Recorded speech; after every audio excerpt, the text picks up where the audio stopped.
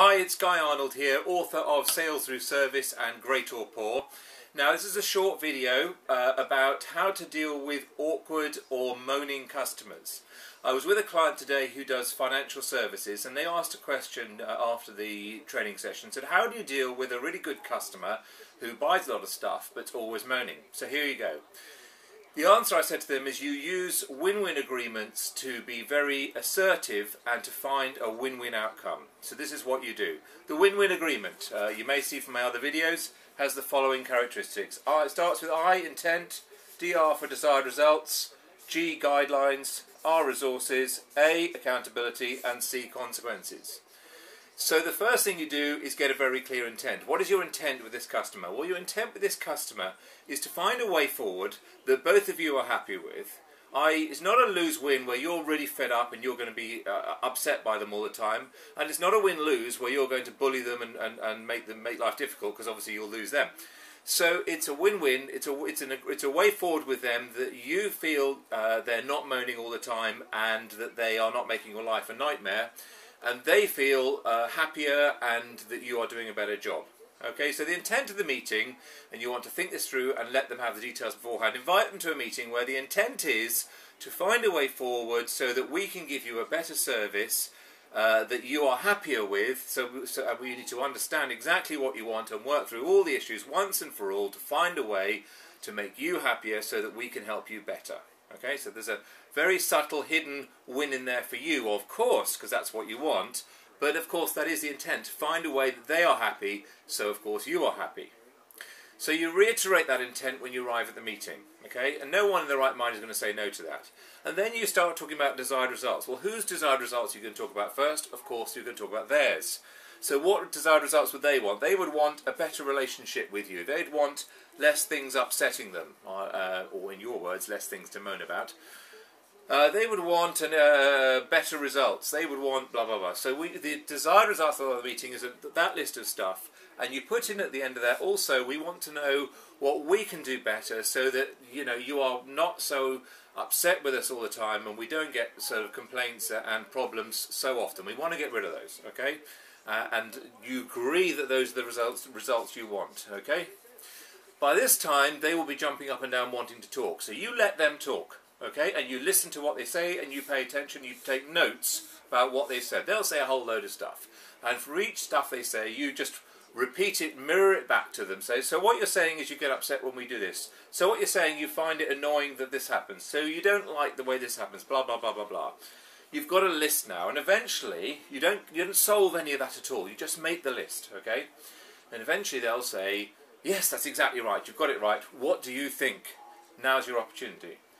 But before you go into what you think, say, well, look, there's a lot of stuff here that you're upset about. Could we first agree that what are the really important things, and what are the things that we're not going to argue or get upset about in the future? Because if we get upset about everything, the whole thing becomes a nightmare. So which things should we really get right, and which things should we agree between us are not so important from now on?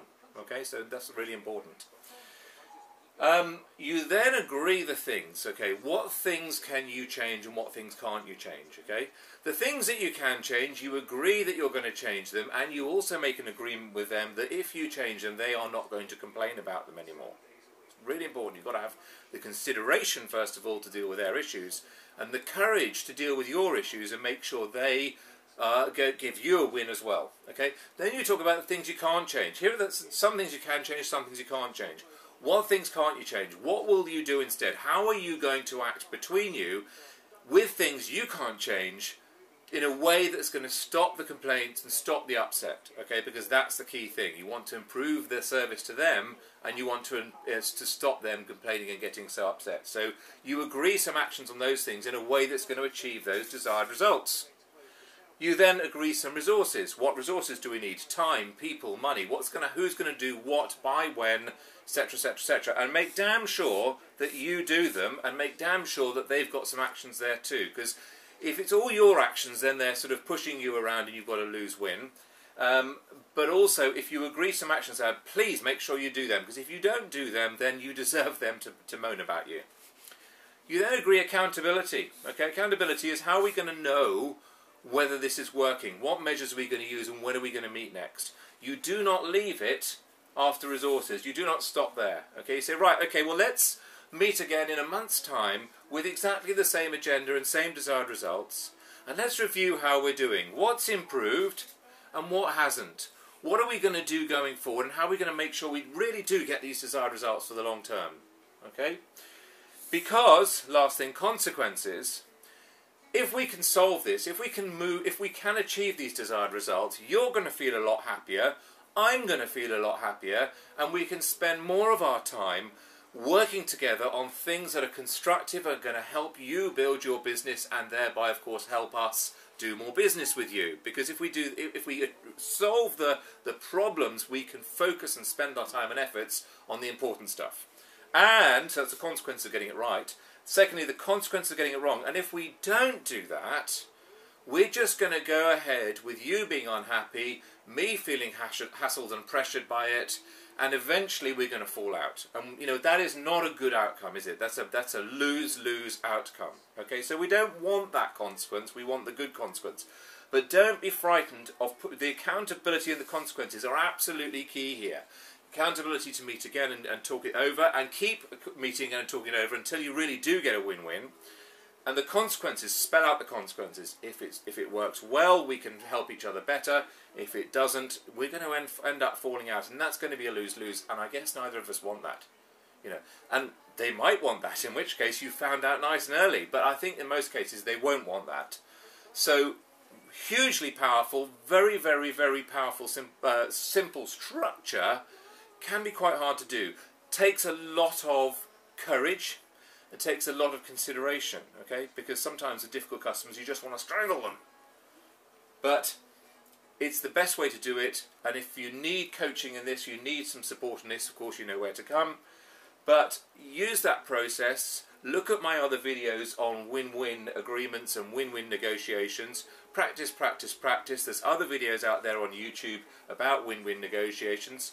Get Stephen Covey's book, The Third Alternative, phenomenally good on this particular point, and go for it. You know, just start and get started, okay? Because the worst thing you can get to on this is a no deal. You know, no deal is the only alternative to win-win, where you agree to disagree agreeably, okay?